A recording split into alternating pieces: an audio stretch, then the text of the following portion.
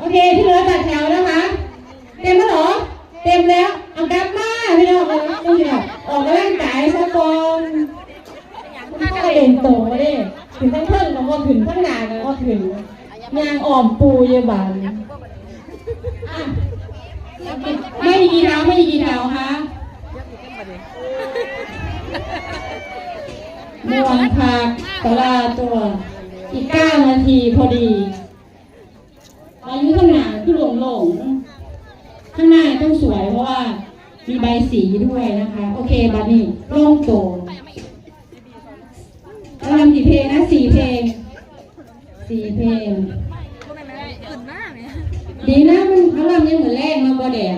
ทุกปีลำตอนเช้าเหงื่อไหลไข้หน่อยแกงหนาไปแค่ดีเลยเอาไหมค่ะเอาไหมอาจารย์แถวตรง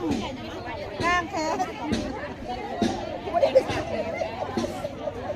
ข้างแขนโอเคเอาตอน8นะไม่ใช่เท่าไหร่นะ28สงบนิ่ง29เริ่มเปิดเพลง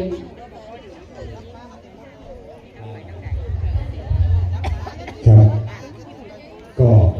นะครับเวลาที่ปู่จัดสรรกันแล้วกันนะครับมันจะได้ง่ายนะครับเตรียมตัวให้พร้อมนะจัดแถวให้พร้อมนะครับได้เวลาตอนนะครับแสดงความเคารพและไว้อาลัยนะครับ